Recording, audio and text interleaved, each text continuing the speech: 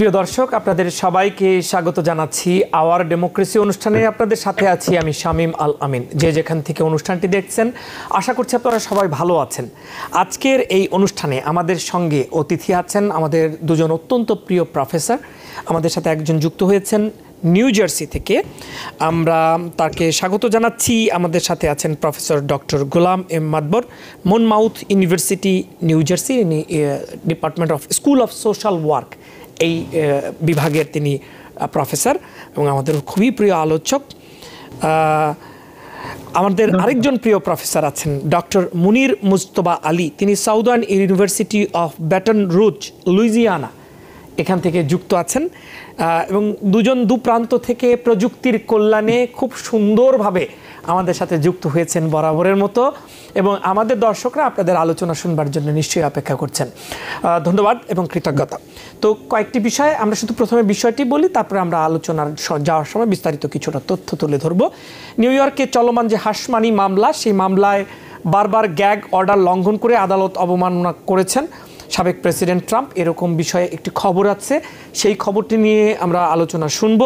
তবে house speaker পদে আমরা সাম্প্রতিককালে বেশ কিছু পরিবর্তন দেখেছি, কয়েকটি, বেশ কিছু না হলেও কয়েকটি পরিবর্তন দেখেছি, কিন্তু অল্প সময়ের মধ্যে কয়েকটি হওয়াতে একটু বেশ কিছুই মনে হচ্ছে।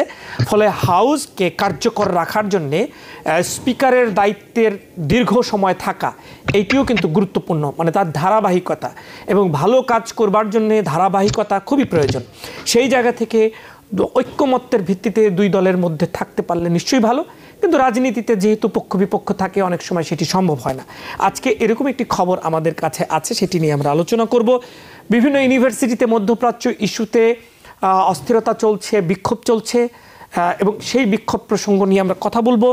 একই সঙ্গে মধ্যপ্রাচ্য পরিস্থিতি কোন দিকে যাচ্ছে সেদিকে আপনাদের দৃষ্টি আকর্ষণ করব।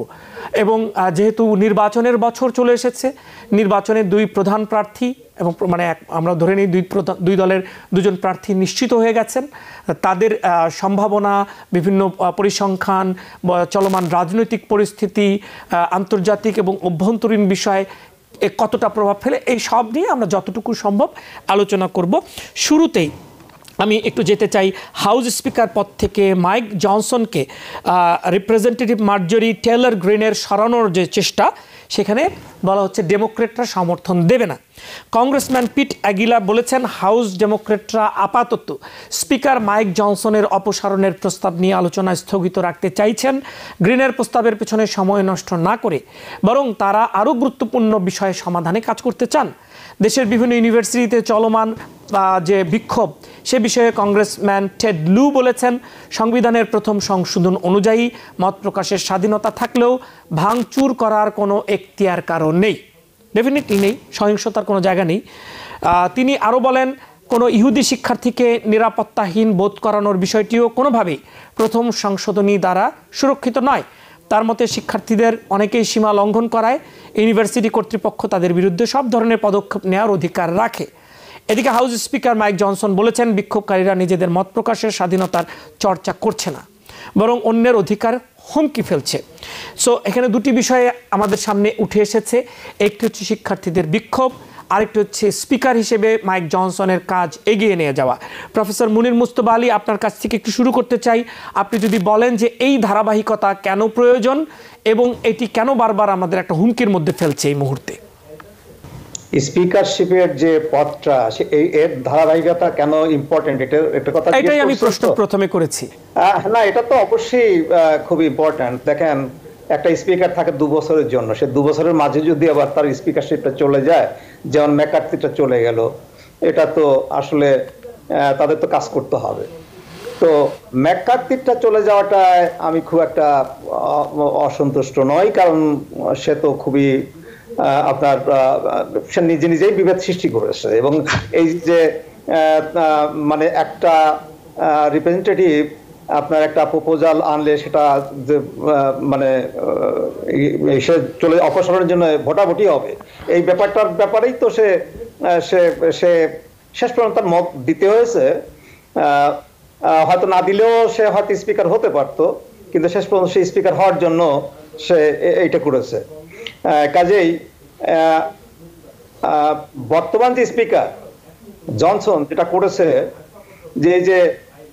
যে কারণে মার্জরি টেলর গ্রিন হুমকি দিয়েছে যে তাকে ইয়া থেকে স্পিকার পদ থেকে সরিয়ে দেওয়া হবে, সেটা হচ্ছে এই যে আপনার ইউক্রেনের যে বিলটা, সেই বিলটা আনা এবং আরো কিছু বিল যেটা ডেমোক্র্যাটদের সহায়তায় সেগুলো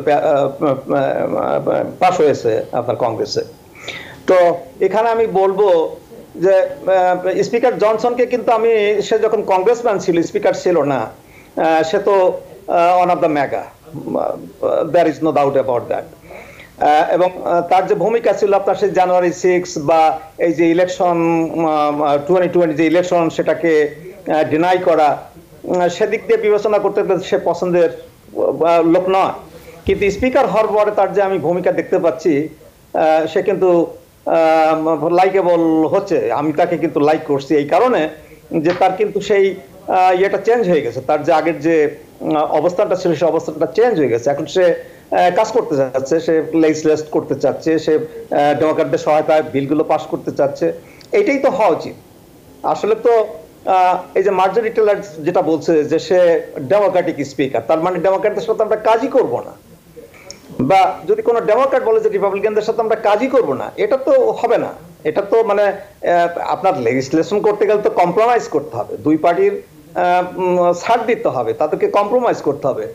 এখন যেটা দেখা যাচ্ছে যে এই যে রিপাবলিকানদের যারা খুবই কি বলবো মানে আপনার রাইট অফ দ্য রাইট, যেমন এই যে মার্জরি টেলর গ্রিন বা ম্যাট গেটস বা লরেন বোবার্ড, এরা চাচ্ছে যে ডেমোক্র্যাটদের সাথে কোনো কাজই করা যাবে না। আমি দেখতে পাচ্ছি যে জনসন সেই সাইকেলটা আপনার করেছে, সেটাকে নস্যাৎ করে সে ডেমোক্র্যাটদের সাথে এখন কাজ করতে যাচ্ছে। এবং ডেমোক্র্যাটরা যে ডিসিশনটা নিয়েছে আজকে যে এরকম কোনো প্রপোজাল আসলে সেটাকে টেবল করবে, তারা মানে এটা ভোটেই দেবে না, সেই সিদ্ধান্তটা খুবই চমৎকার সিদ্ধান্ত। এখন এই যে দুই দল যে একে অন্যের দিকে যাচ্ছে, আসলে তো মেজরিটি রিপাবলিকানস এবং মেজরিটি ডেমোক্র্যাটস তারা চায় যে একসাথে তারা কাজ করবে। আপনার এই কিছু যেগুলো আমি যে নামগুলো বললাম আর কি, যে অল্প কিছু হয়তো 7 জন 8 জন 10 জন আপনার এই রিপাবলিকান পার্টির ভেরি রিঅ্যাকশনারি গ্রুপ যেগুলো, মেগা গ্রুপ যেগুলো, তারাই শুধু এইভাবে কাজ করতে চায় না। তা আমি এই যে আজকে ডেমোক্র্যাটরা যেটা সিদ্ধান্ত নিল এবং স্পিকার জনসন যেভাবে কাজ করছে ডেমোক্র্যাটদের সাথে, এর জন্য আমি খুব একটু ধন্যবাদ আপনাকে। আমি প্রফেসর গোলাম এম মাতবর আপনার বিশ্লেষণ শুনবো। আপনি এর আগে একটি আলোচনায় বলেছিলেন যে আসলে ডেমোক্র্যাটদের উচিত এই পরিস্থিতিতে মাইক জনসনের পাশে থাকা, আমার মনে আছে আপনি একটি আলোচনায় বলেছিলেন এবং চমৎকার একটি বিশ্লেষণ আপনি করেছিলেন। আজকের এই প্রেক্ষিতে আগের সেই বক্তব্য মিলিয়ে যদি আপনি একটু নতুনভাবে আমাদের সামনে বিষয়টি আনেন। ধন্যবাদ শামীম ভাই। আসলে আপনি আগে বলেছিলেন সূচনাতেই যে আমরা দুই প্রফেসর দুই প্রান্তে একসাথে যুক্ত হয়েছি এবং সেটা হচ্ছে আমাদের শামীম আলামিনের প্রচেষ্টায়। তো ধন্যবাদ। আমার খুব ভালো লাগলো আপনি আমার আগেরই এটা কোট করেছিলেন যে আসলে আমরা মনে করি বাইপার্টিসান ইনিশিয়েটিভ দরকার, যেটা একটু আগে ডক্টর মুনির মুস্তফা আলী বলছিলেন যে এখানে যে আসলে কিছু কম্প্রোমাইজ করতে হয়। আপনি পলিসির মেইন এটা হচ্ছে you have to give and take. Policy as it is এইভাবে হয় না। তো এখন দেখুন সবচেয়ে এখানে বড় সমস্যা হচ্ছে হার্ডলাইনার গ্রুপটা।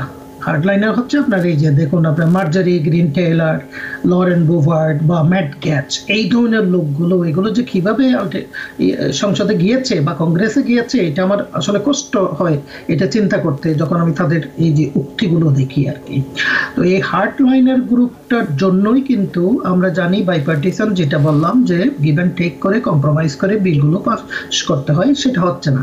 এখন দেখুন এর আগে যে কেভিন ম্যাককার্থি, তার যে প্রিডিসেসর যার আপনার মাইক জনসনের আর কি, তাকে কিন্তু যেতে হয়েছে এই লোকগুলোর জন্যই কিন্তু ইভেন্চুয়ালি, এবং তাকে স্বাভাবিকভাবেই রক্ষা করতে পারে নাই। এট দ্যাট টাইম কেভিন ম্যাককার্থির যে অবস্থান ছিল সেখানে আসলে ডেমোক্রেটিক পার্টির পক্ষে কিছু করাটাও ডিফিকাল্ট ছিল। তো এখন ঘটনাটা কেন বলছে যে ডেমোক্রেটিক পার্টি মাইক জনসনকে সাপোর্ট করবেন? দেখুন $96 বিলিয়ন এখান থেকে সূত্রপাত হচ্ছে। মার্জারি গ্রিন টেইলর এরা তো ভীষণভাবে খেপে গিয়েছেন। এখানে দেখুন ইসরায়েলের ব্যাপারে কোনো আপত্তি নেই, ইউক্রেনের ব্যাপারে হচ্ছে এই লোকগুলোর আপত্তি, এবং Taiwan. Because people sneeze. Because not everyone washes their hands. Because kids touch a lot of things. Set a date to get your flu and COVID shots and RSV if eligible. Because if you're wondering, should I get my flu and COVID shots? Think about other people. Learn more at nj.gov/health/vaccines. এই যে প্যাকেজটা দিয়েছে এরপরই, এবং এটা শুধু যে একটা প্যাকেজ তা না, ডেমোক্রেটের দ্বারা ইনিশিয়েটেড কোনো প্রচেষ্টা, কোনো বিল পাস হোক, এটা ওরা চায় না। ওদের একটাই, আপনি দেখুন ওই যে আমরা বলি না মাঝে মাঝে দেখছি যে Trump is very bad, morally and all those things, ethically, but we are going to vote for him.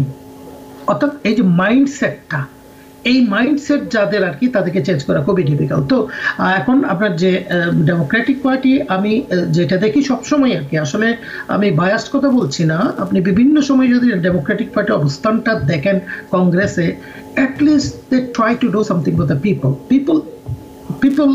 অনেকটা কিন্তু প্রো পিপল যে প্রোগ্রামগুলো আর কি। এবং আমি মনে করি ডেমোক্রেসি, আমরা এটা ক্লিয়ার কাট এখন সবাই দেখতে পাচ্ছে, এবং national security, social safety net, এগুলোকে চিন্তা করে। তো স্বাভাবিকভাবে ডেমোক্রেটিক পার্টি দেখলো যে আসলে এই কংগ্রেসটাকে যদি ঠিক রাখতে হয়, তাহলে অ্যাট দিস মুভমেন্ট তাদের তো মেজরিটি নাই।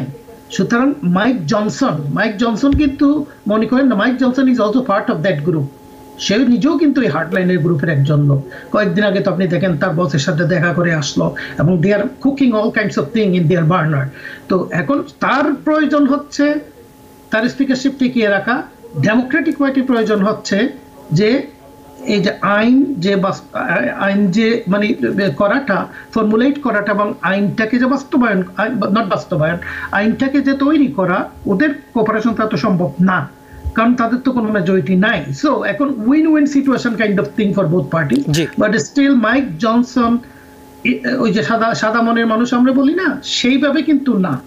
কিন্তু এখন যেহেতু ন্যাশনাল ইন্টারেস্টে ডেমোক্রেটিক পার্টি যেটা চাচ্ছেন যে লেটস মুভ ফরওয়ার্ড, আচ্ছা, কিন্তু সেই মুভিং ফরওয়ার্ড করতে হলে তো স্পিকারকে দরকার। আচ্ছা, এই জায়গাতে আপনাকে একটু প্রশ্ন করি প্রফেসর গোলাম মাতবর, যে শর্ত সাপেক্ষে আমরা কেভিন ম্যাকার্থিকে দেখেছিলাম স্পিকার হয়েছিলেন, যে একজন সদস্য যদি অনাস্থা আনে সেটি ভোটে যেতে পারবে তাকে অপসারণের জন্য, ফলে আপনি কি মনে করেন কি না যে নিশ্চয়ই এগুলো আইনের মাধ্যমেই হয়েছে, তারপরও এই ধরনের একটি ব্যবস্থা কতখানি একটা নিশ্চয়তা দেয় ভালো কাজের, এবং স্পিকারকে কতটা নিশ্চয়তা দেয় সিকিউরিটি যে তার পদ ধরে রাখার, এবং এটি নিয়ে কি পুনর্মূল্যায়ন করা উচিত কিনা আপনি কি মনে করেন? আসলে আপনি খুব সুন্দরভাবে বলেছেন, যেটা খুব ফ্র্যাজাইল, খুবই ভঙ্গুর অবস্থানটা, কিন্তু এত বেশি নড়বড়ে একজন স্পিকারের জন্য। এইভাবে যদি অবস্থানটাকে চিন্তা করতে হয়, how is that person is going to think about the national interest? এই পার্টি ব্যালেন্স করতে গিয়ে যদি আপনার ওই যে অনেকটা বলে না যে হ্যাঁ, কিন্তু এটা তো শুধু পার্টি ব্যালেন্স না, এটা অল্প কিছু মানুষকে ব্যালেন্স করা। এক্স্যাক্টলি, তো কিছু মানুষকে এক্স্যাক্টলি। এখন তো দেখুন পার্টির কথা আমি এই জন্য বললাম, party is totally hijack by some people. আমরা দেখছি তো আপনার যে এখন রিপাবলিকান পার্টির নিজেরাই এখন তারা বলতেছে দে আর নট সাম গ্রুপ বলতেছে we are not going to vote for Trump. এই যে এই গ্রুপগুলো তো এখন নাই, এরা তো পার্টির কথা চিন্তা করে। এই পার্টি এখন তো party is hijack by some personal ideologies. তো আসলে এটা বোধহয় ব্যাপার হচ্ছে কংগ্রেসের, ultimately in such a critical situation how to handle the thing, the speakership, যেটা আমরা দেখেছি অটোক্রেটিক কান্ট্রিগুলো 2 দিন পরে হাতাহাতি মারামারি হয় সংসদে, 2 দিন পর চেঞ্জ হয়, সেইটা তো we can't even think about United States. But the way actually things moving forward, আপনার প্রশ্নটা কিন্তু যথেষ্ট একটা ভ্যালিড প্রশ্ন শামীম, এবং এইটা আমার মনে হয় চিন্তা করা উচিত আর কি। আমি মনে করি Democratic Party for the greater interest of the people and the country, safety security of the country, I think they are thinking যে বললো যে আমরা we will support him to keep him in that position. আপনি দেশকে তো stall করতে পারেন না, আপনি জনগণের প্রতিনিধি, জনগণের জন্য, দেশের জন্য কাজ করার জন্য আপনার কোনে পাঠিয়েছেন। ইনস্টিট আপনার মাগা এবং ছোটখাটো কতগুলো পার্সোনাল জিনিস নিয়ে কিন্তু আপনার ইয়ে করবেন। No, we can't afford that. Professor Munir Mustafa Ali যদি একটু যুক্ত করেন, আমরা তখন সাবেক প্রেসিডেন্ট ডোনাল্ড ট্রাম্পের একটি সংবাদের আলোচনায় যাব এরপর। না, আমি এখানে বলতে চাই যে এই যে আপনি যেমন বললেন যে একজন যদি অনাস্থা আনে তাহলে কিভাবে স্পিকার তার চাকরিটা রাখতে পারে। এখন দেখেন একজন তো আনার সাহসও পাচ্ছে না, কারণ তারা জানে যে একজন যদি অনাস্থা আনে সেটা তো কার্যকর হবে না, সেটা তো মানে এই জিনিসটা কিন্তু আপনি দেখেন জনসন, আমি বলবো যে Johnson is smarter than McCarthy. McCarthy করতে পারতো যে সে যদি ডেমোক্র্যাটদের সাথে কাজ করতো। আপনি দেখেন ম্যাককার্থি আপনার হওয়ার পরে, স্পিকার হওয়ার পরে যে কাজগুলো করেছে, প্রথমে সেই ইনভেস্টিগেশনগুলো শুরু করেছে বিভিন্ন থেকে, যে আপনার বাইডেনের ইমপিচমেন্টের ব্যাপারে এগুলো একটু অতিরিক্ত করে ফেলছে। মানে এমন ম্যাককার্থি যে কাজগুলো করতেছে সেই কাজের ভিত্তিতে ডেমোক্রেট তাকে কোনো মতেই সাপোর্ট দিতে পারে না। হ্যাঁ, সে যদি প্রথম থেকেই সে যখন স্পিকার হয়েছে তখন সেই এই একজনের অনাস্থার এটা স্বীকার করে নিয়েছে, ভালো কথা, সে স্পিকার হওয়ার জন্য করেছে, এটা ভালো, আদারওয়াইজ সে হয়তো স্পিকার হতে পারতো না, সে কারণে যদি করে থাকে ভালো কথা। কিন্তু সে যদি ডেমোক্রেটদের সাথে কিছুটা হাত মিলিয়ে একটু কাজ টাজ করতে চাইতো তাহলে কিন্তু তার এই অবস্থাটা হতো না যেটা জনসন করছে। হ্যাঁ, কাজেই আপনি এই যে তার ডিফিকাল্টিটাও বুঝতে পারি, মানে সে তো ওই ট্রাম্পের কাছে বন্দী ছিল। আপনি দেখেন যদি আপনি 10 বছর 15 বছর বা 20 বছর পিছনের দিকে যান, তখন কিন্তু ডেমোক্রেটিক পার্টি, রিপাবলিকান পার্টি তারা এখন অনেকে দেখতে পারতো না, কোনোদিন দেখতে পারেনি। আপনি সেই গিংরিচের আমলে চলে যান, দেখবেন কেউ কাউকে দেখতে পারেনি। কিন্তু যখন লেজিসলেশনের ব্যাপারগুলো আসছে তখন কিন্তু তারা কম্প্রোমাইজ করেছে। হ্যাঁ, এই যে ডেমোক্রেটটা কিন্তু চেঞ্জ হয়নি, সিন্স দেন ডেমোক্রেটটা চেঞ্জ হয়নি। এই যে ডক্টর মাতবার বললেন যে ডেমোক্রেটরা, হ্যাঁ এটা সত্য কথা যে ডেমোক্রেটরা তাদের ওই বামপন্থী আছে, মধ্যপন্থী আছে, এখনো আছে, কিন্তু তারা কিন্তু কাজ করতে চায়। তারা কিন্তু ওই আপনার 20 বছর 30 বছর বা 50 বছর আগে যেভাবে ছিল সেইভাবেই কাজ করতে চায়। কিন্তু রিপাবলিকান পার্টিটা এমনভাবে চেঞ্জ হয়েছে, এরা এত রিয়াকশনারি হয়েছে, এত চরম পন্থায় চলে গেছে যে তাদের কেউ মানে কাজ করতে চাইলেই সে আর কংগ্রেসম্যান থাকতে পারে না। তার এগেইনস্টে এই যে ট্রাম্প এবং ট্রাম্পের লোকজন লেগে যায়, যার ফলে আপনার রিপাবলিকান পার্টিটা অনেকটা ডিসফাংশনাল হয়ে গেছে। আচ্ছা, আপনি বলছিলেন এইটা একটা অবস্থান হওয়া দরকার, তা না হলে তো আমাদের দেশের অবস্থা খুব খারাপ হবে, লেজিসলেশন কিভাবে পাস হবে। প্রফেসর মনির মুস্তফা আলী, আপনাকেই প্রশ্নটা করি। আপনি যেহেতু সাবেক প্রেসিডেন্ট ডোনাল্ড ট্রাম্পের প্রসঙ্গটি আনলেনই, নিউ ইয়র্কে একটা মামলা চলছে, অনেকগুলো মামলা, আমরা অনেক সময় গুলিয়ে ফেলি কোনটি কোন মামলা, কারণ এতগুলো চলছে। তো এই কারণে নিউ ইয়র্কে চলমান হাসমানি মামলায় বারবার গ্যাগ অর্ডার লঙ্ঘন করে আদালত অবমাননা করছেন বলে করছেন সাবেক প্রেসিডেন্ট, এরকম খবর আছে একটি। বিচারক হুয়ান মার্শান জানিয়েছেন ট্রাম্প মোট 9 বার গ্যাগ অর্ডার ভঙ্গ করেছেন, এজন্য তাকে প্রতিবারের জন্য $1000 করে মোট $9000 জরিমানা করা হয়েছে। ট্রুথ সোশ্যাল থেকে মাইকেল কোহেন, স্টর্মি ড্যানিয়েলস সহ যাদের উদ্দেশ্য করে নানা মন্তব্য পোস্ট করেছেন সেগুলো মুছে ফেলতে নির্দেশ দেওয়া হয়েছে এবং বিচারক ট্রাম্পকে সতর্ক করে বলেছেন আগামীতে আবারও এমন কাজ করলে তাকে কারাদণ্ড দেওয়া হতে পারে। এদিকে টাইম ম্যাগাজিনকে একটি সাক্ষাৎকার দিয়েছেন সাবেক প্রেসিডেন্ট ট্রাম্প। তাকে জিজ্ঞেস করা হয় আগামী প্রেসিডেন্ট নির্বাচনে ট্রাম্প যদি পরাজিত হন তাহলে 6 জানুয়ারির মতো সহিংস পরিস্থিতি তৈরি হওয়ার কোনো শঙ্কা আছে কিনা। জবাবে সাবেক প্রেসিডেন্ট বলেছেন আশাবাদী তিনিই জিতবেন, এমন কিছু হওয়ার কোনো সম্ভাবনা নেই, তবে যদি হারেন তাহলে সেটা নির্ভর করছে নির্বাচনের স্বচ্ছতার উপরে। এখন এটি আবারও তিনি নির্বাচনের স্বচ্ছতার উপরে এই কথাটি বলছিলেন এবং গ্যাগ অর্ডার, দুটি প্রসঙ্গ। তারপরে আমি একটু প্রফেসর মনির মুস্তফা আলী আপনার কাছ থেকে দুটি প্রসঙ্গই ছোট করে আপনি যদি স্পর্শ করেন আলোচনায়। আচ্ছা, প্রথমে গ্যাগ অর্ডারের কথা বলি। গ্যাগ অর্ডার যে 9টা ভায়োলেশন এবং তার জন্য $9000 যে হয়েছে, এটা ঠিকই হয়েছে। জাজ হুয়ান মার্শান খুবই সুন্দরভাবে ডিসিপ্লিনটা মেনটেন করছে সে কোর্টে, এবং তার হুমকিতে আমি মনে করি যে কাজ হয়েছে। আজকে কিন্তু সে কোর্টে থেকে বের হওয়ার আগেই কিন্তু সেই যে তার টুইটগুলো ছিল সেগুলো কিন্তু সে ডিলিট করেছে। হ্যাঁ, এই যে তাকে যে বলা হয়েছে যে একসময় হয়তো তাকে জেলে পড়তে হতে পারে, এই যে থ্রেটগুলো কাজ হচ্ছে। তবে আমি বলবো যে হুয়ান মার্শালের কখনোই তাকে জেলে পাঠানো উচিত হবে না। জেলে পাঠাতে গেলেই কিন্তু এই কেসটা একেবারে ডিসমিস হয়ে যাবে। কেসটা খুব স্মুথলি প্রসিড করছে এবং যেভাবে প্রসিড করছে তাতে মনে হচ্ছে যে প্রসিকিউটার্সরা তাদের কেসটা এস্টাবলিশ করতে সফার করতে পেরেছে এবং ভবিষ্যতে হয়তো করতে পারবে। এটাকে নষ্ট করার কোনো প্রয়োজন নেই, তাকে জেলে পড়ার কোনো প্রয়োজন নেই। এইভাবে আমি বলবো যে যেখানে এখন একটা ভায়োলেশনের জন্য $1000, সেখানে সেটাকে হয়তো ইনক্রিমেন্ট করে 2000 3000 এগুলো বাড়ানো যেতে পারে, কিন্তু ওই জেলে পড়াটা আসলে সেটা হয়তো ওই কেসটাকে বরবাদ করে দেবে। শেষে আরেকটি প্রসঙ্গ আছে, নির্বাচনের স্বচ্ছতার একটি ব্যাপারে তিনিই জিতবেন এরকম আশাবাদ তার। সেটা তো তার ওই আগেরও কথা, তার কথার কোনো চেঞ্জ হয়নি। আসলে ব্যাপারটা আমরা এতদিনে তো আমাদের বোঝা উচিত যে ট্রাম্প কখনো সে ওই হারাটা মেনে নিতে পারে না। সে অতীতও পারেনি, ভবিষ্যতেও সে পারবে না। সে যে কারো কাছে হেরে যাবে এটাকে যে সে অ্যাডমিট করবে, এটা সে একবার শান্তিপূর্ণভাবে মেনে নেবে এবং সে ওই ক্ষমতা নিয়ে তার কোনো দ্বন্দ্ব থাকবে না, এই জিনিসটা আমাদের এখন ভুলে যাওয়া উচিত। এবং ট্রাম্প হেরে গেলে সে একটা গোলমাল করার চেষ্টা করবে। আমরা এইটা আশা করতে পারি যে জনগণ যাতে ওই ইলেকশন পর্যন্ত মানে টায়ার্ড হয়ে যায়, যে ট্রাম্পের ব্যাপারে যে ডাক দিলেই যে একেবারে ভায়োলেন্সে ঝাঁপিয়ে পড়া, এইটা যাতে না হয়। আমি তার কিছু পূর্বাভাসও পাচ্ছি। আপনার এই যে বিচারটার কথা বললেন, নিউ ইয়র্কের যে বিচারটা হচ্ছে, সেখানে কিন্তু আপনার বাইরে খুব বড় ধরনের কোনো ডেমনস্ট্রেশন আমরা দেখিনি। হ্যাঁ, এখানেও কিন্তু একটা ছোটখাটো ভায়োলেন্স হতে পারতো, বা আমরা একটা পূর্বাভাস দেখতে পেতাম যে ট্রাম্পের ব্যাপারে আবার সবাই ঝাঁপিয়ে পড়বে, আবার সবাই এই যে গোলমাল টোলমাল করবে। এটা কিন্তু একটা ভালো বলে আপনি মনে করছেন। ধন্যবাদ। একটা ছোট বিরতিতে গিয়ে ফিরে এসে আমি প্রফেসর গোলাম মাদবর আপনার এই দুটো প্রসঙ্গেই শুনবো। তারপরেও তিনি যে কনফিডেন্ট যে তিনিই জিতবেন, এটি আরেকটি প্রসঙ্গ। মোট 3টি প্রসঙ্গ যুক্ত আছে এই মানে প্রসঙ্গে। সো আমরা শুনবো আপনার কাছ থেকে একটা ছোট বিরতির পর ফিরে এসে। Because people sneeze. Because not everyone washes their hands. Because kids touch a lot of things. Set a date to get your flu and COVID shots and RSV if eligible. Because if you're wondering, should I get my flu and COVID shots? Think about other people. Learn more at nj.gov/health/vaccines.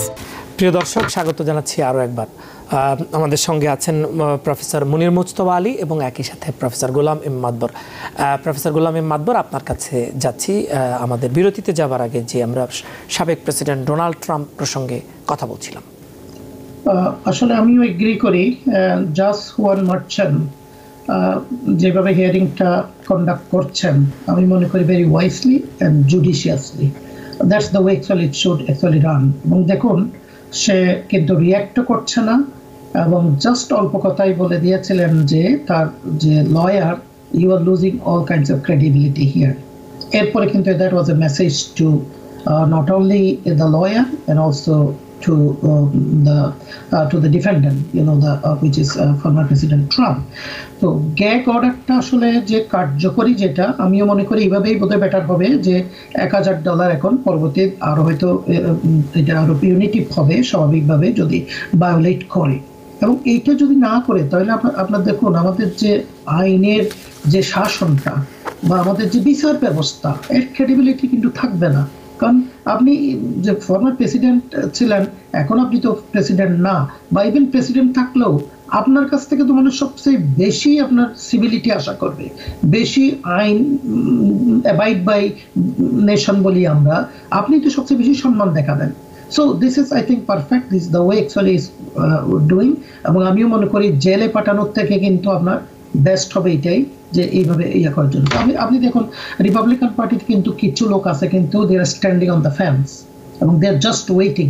কারণ একটা conviction যদি হয়, আপনার দেখবেন যে আপনার এটা কিন্তু একটা বিরাট আকার একটা রিপাবলিকান পার্টির লোকেরা কিন্তু তারা অলরেডি কিন্তু বসে আছে, দে মাইট ডিটাচড ফ্রম হিম।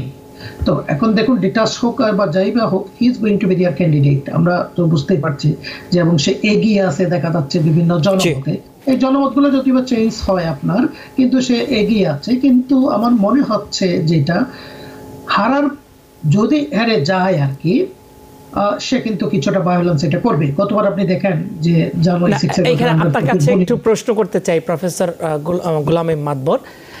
প্রফেসর মুনির মুজতবা আলী বলছিলেন যে আগে যেভাবে দেখা যেত একটা জনস্রোত, যেখানেই যাচ্ছেন সেখানেই অসংখ্য মানুষ, নিউ ইয়র্কেও আমরা দেখেছিলাম যে অনেক মানুষ এখানে ছিল আর কি একটা পর্যায়ে। এখন খুব অল্প কিছু মানুষ ওখানে যাচ্ছে, আগের সেই জায়গাটা নাই, মানুষও টায়ার্ড কিংবা বুঝতে পারছে কিনা? ওইটা একটা কারণ। ওই যে আমি বললাম যে মানুষ কিন্তু এখন দে আর স্ট্যান্ডিং অন ফেন্স, কিন্তু আপনার ভায়োলেন্স কিন্তু সাধারণ জনগণ দিয়ে হয় না, বা ডেমনস্ট্রেশনে যারা ভায়োলেন্স হয় কিন্তু একটা গ্যাংস্টার, এই গ্রুপটাই তো আপনার এইটাই, এই জঙ্গিবাদ এইটা নিয়েই তো সে এখন দেখুন এইভাবে কিভাবে একজন যে প্রেসিডেন্ট পদপ্রার্থী বা ফরমার প্রেসিডেন্ট ছিল বলছে যে আমরাই জিতবো, জিতে না গেলে সেটা কি হবে।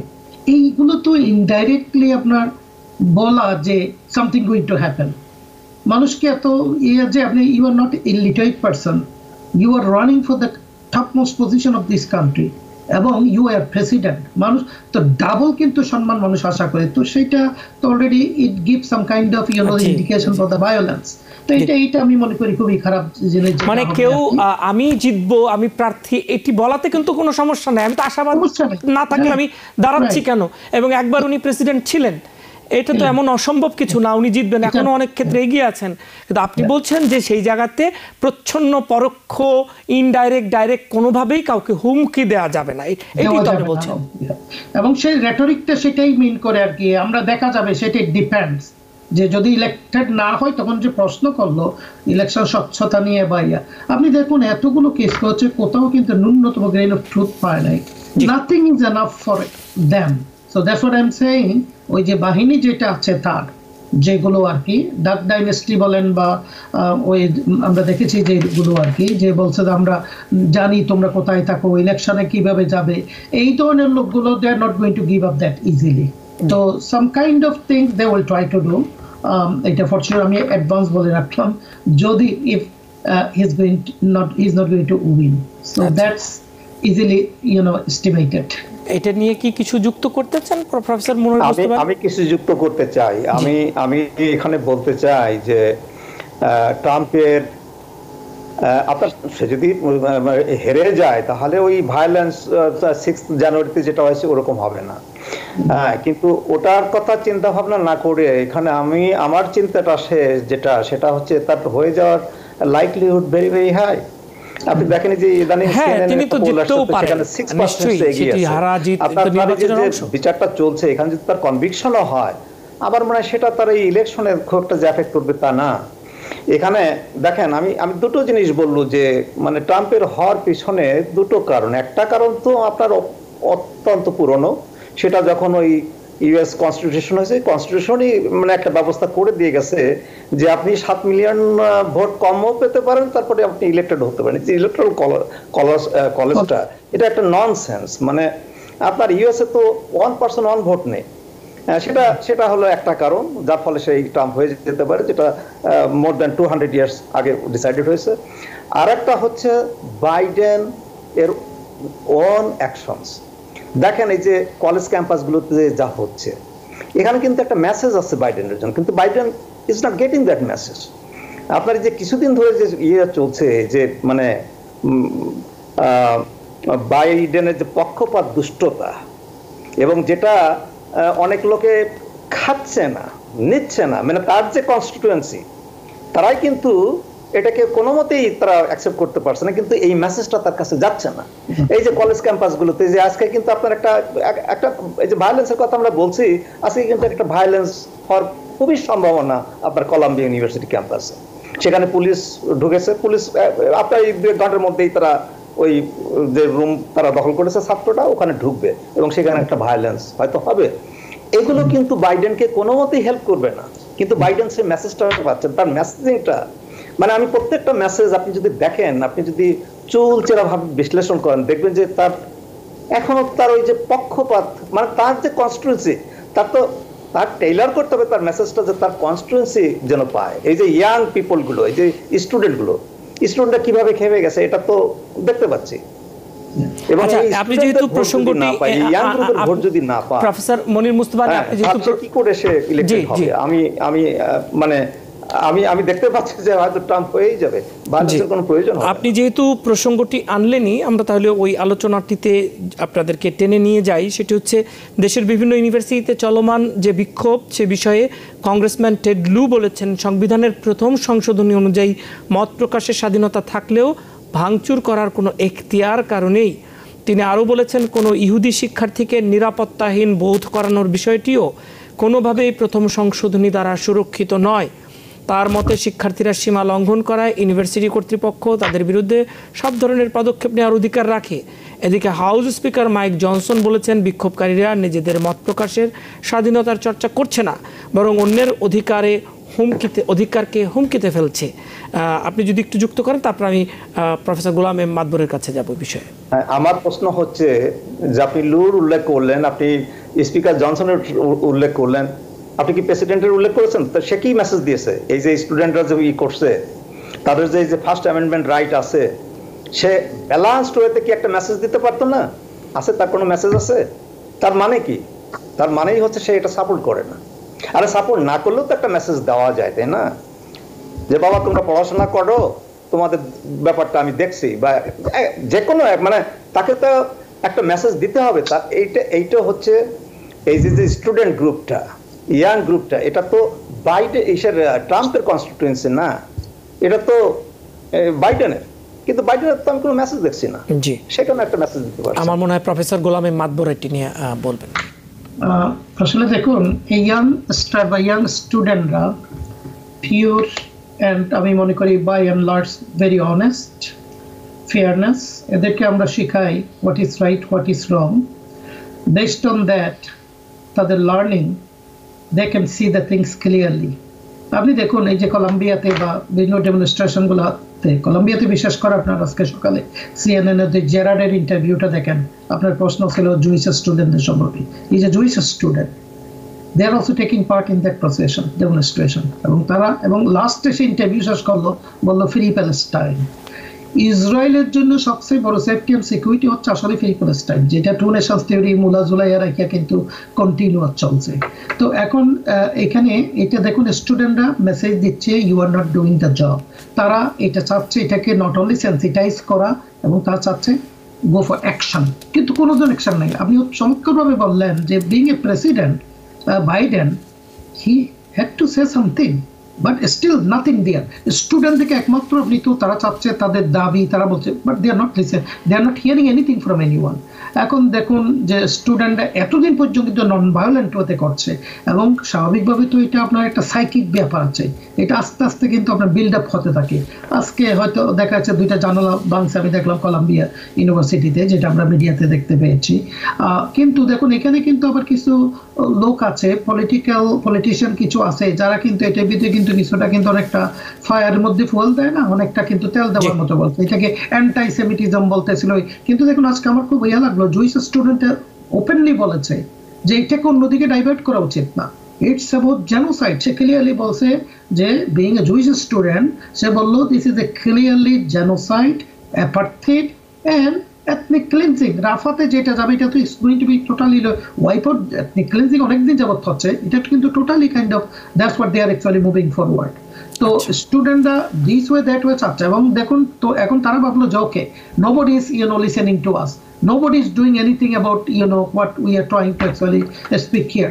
সো ওরা তখন কলম্বিয়া ইউনিভার্সিটিকে বললো, you are doing some collaboration with Israel, particularly with the universities. University, we actually do some kind of partnership with universities in different countries, within the country and between the countries and among the countries. তখন তারা condition দিল যেগুলো cheese করতে হবে।